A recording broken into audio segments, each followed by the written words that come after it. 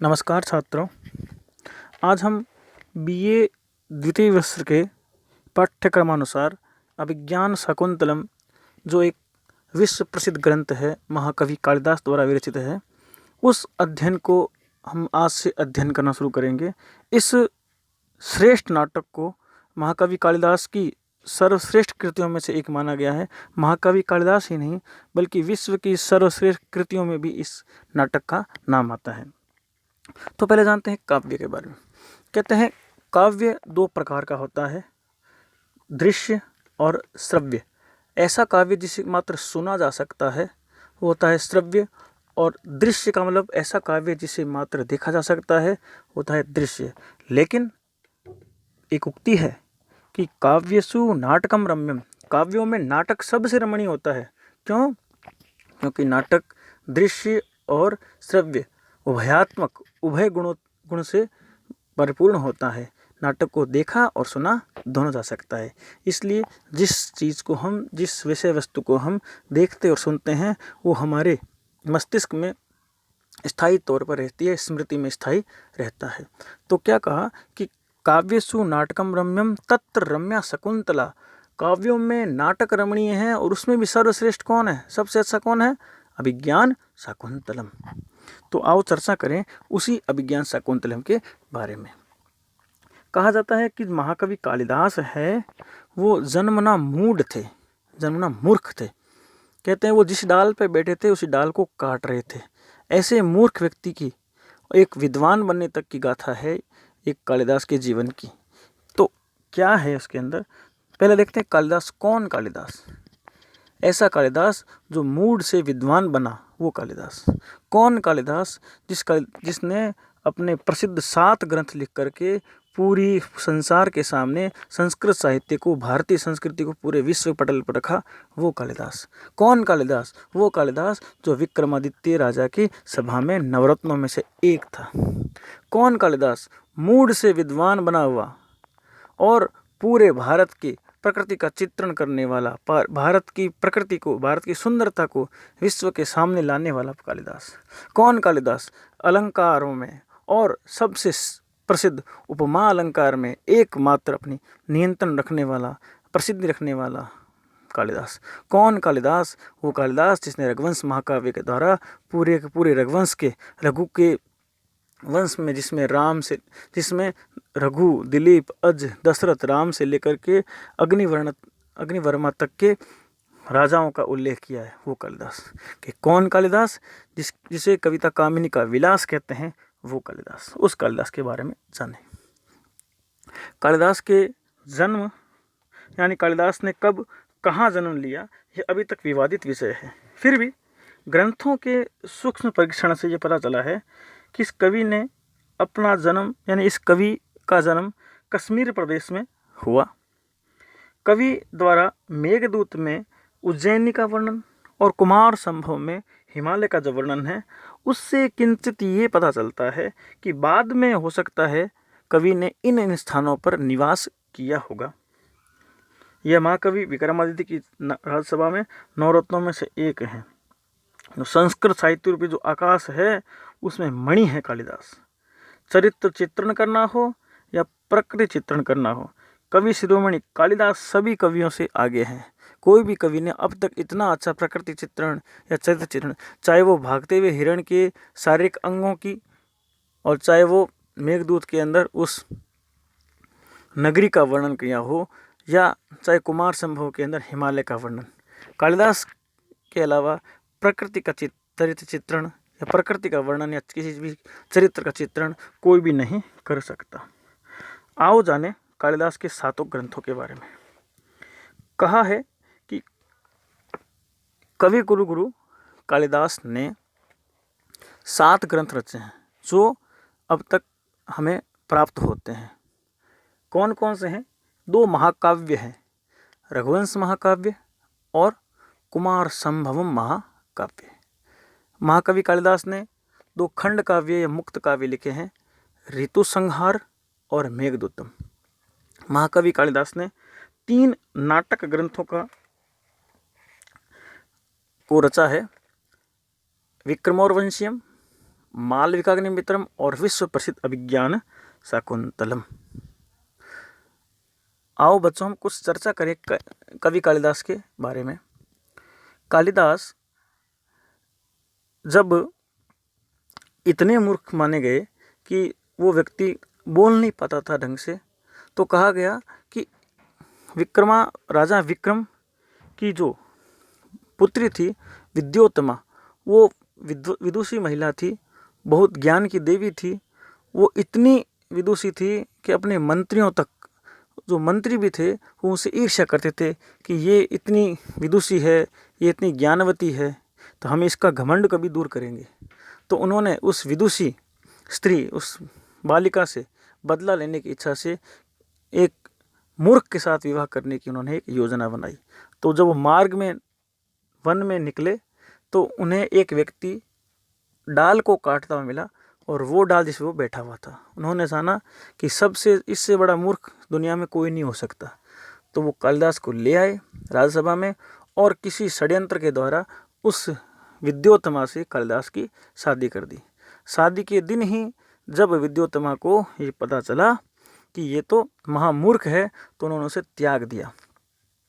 और किंवदंती के अनुसार महाकवि कालिदास अपने घर से निकलते समय रोते हुए निकले, और माँ काली के पास उन्होंने घनघोर उपासना की, और माँ काली के आशीर्वाद से उन्हें विद्वत्व प्राप्त हुआ, वो विद्वान हुए।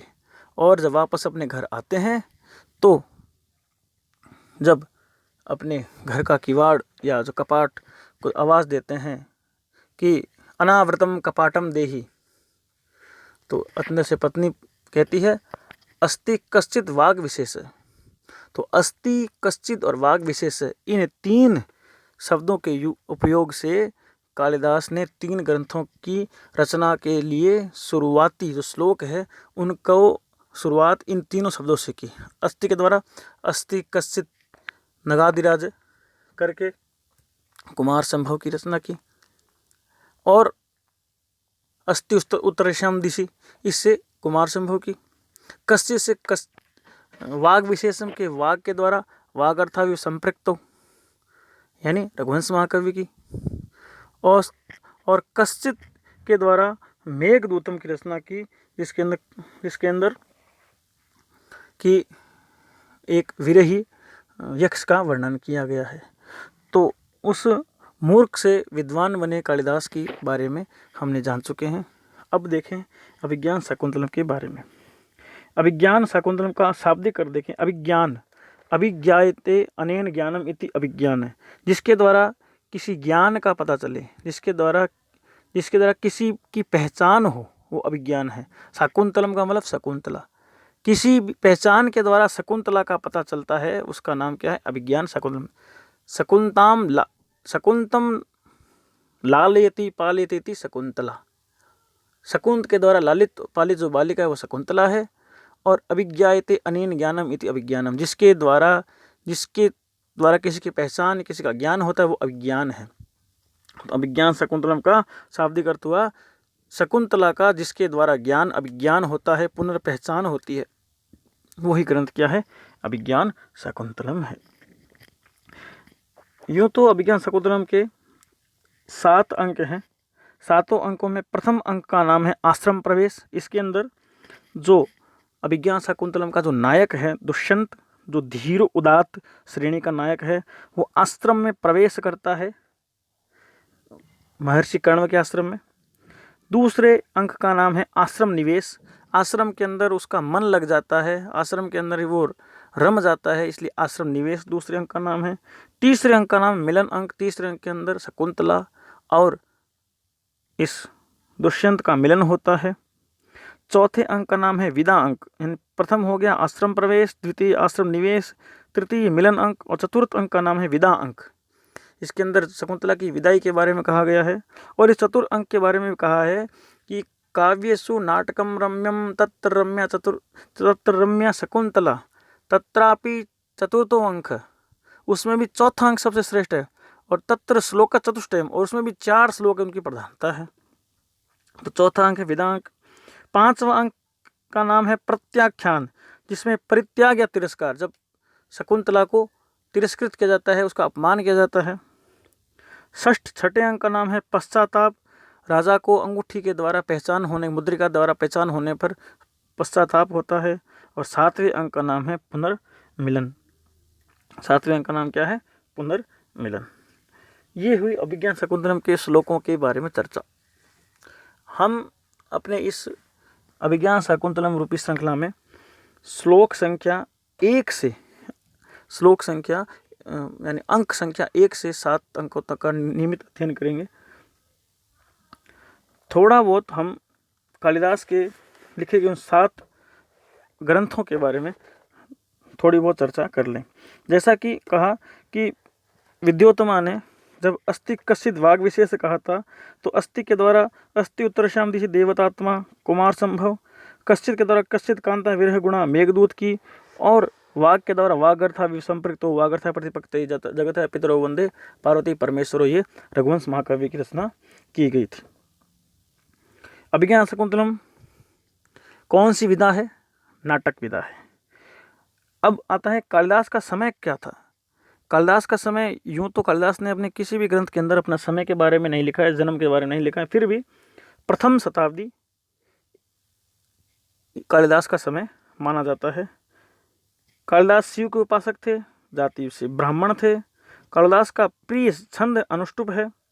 कालिदास को प्रिय अलंकार उपमा कालिदासस्य, भारवी अर्थ गौरवम, दंडिन पद लालित्यम, माँ के संधि त्रयोगुणास के द्वारा कालिदास को कौन सा सबसे श्रेष्ठ, सबसे प्रिय अलंकार कौन सा है? उपमा अलंकार है। विद्या प्राप्ति के बाद कालिदास ने पत्नी को क्या कहा था? अनावृतम कपाटम द्वारम देही देवी। कालिदास की पत्नी का नाम था विद्योत्तमा। और कालिदास वैदर्भी रीति के कवि हैं। प्रसाद गुण का प्रयोग कालिदास ने बहुत अधिक किया है। ये कालिदास के बारे में सामान्य जानकारी है हमारे पास। दीपशिखा की उपाधि कालिदास को मिली थी। कवि कुलगुरु, रघुकार, ये भी कालिदास को कहा गया है। कविता कामिनी, विलास भी कालिदास की उपाधि है। उपमा सम्राट भी कालिदास को कहा गया है। अभिज्ञान शकुंतलम के अंदर प्रधान रस श्रृंगार रस है। श्रृंगार मिलन रस संभोग श्रृंगार है। इसके कुल 7 अंक हैं। अब अभिज्ञान शकुंतलम को कहाँ से लिया गया है? उपजीव्य ग्रंथ कौन सा है इसका? कि महाभारत का जो आदि पर्व है उसका जो शकुंतलोपाख्यान है और पद्म पुराण का स्वर्ग खंड है, यही अभिज्ञान शकुंतलम का उपजीव्य ग्रंथ है। नाटक जो दृश्य काव्य के अंदर माना जाता है, और कालिदास के काव्यों में केश की वृत्ति की प्रधानता है। ये हमें कालिदास के इस नाटक अभिज्ञान शकुंतलम की सामान्य जानकारी के बारे में रख सकते हैं। इसके अंदर दुष्यंत जो हस्तिनापुर का राजा है, वो शकुंतला से गांधर्व विवाह करता है, और उसके बाद जब दुर्वासा के श्राप के कारण शकुंतला का जो पति है दुष्यंत, वो उसे भूल जाता है, तो मुद्रिका रूपी, जब मुद्रिका उसे प्राप्त होती है, लिखित नामांकित मुद्रिका, उसके द्वारा पुनः उसे शकुंतला का विज्ञान होता है और अभिज्ञान शकुंतलम नाम की सार्थकता सिद्ध होती है।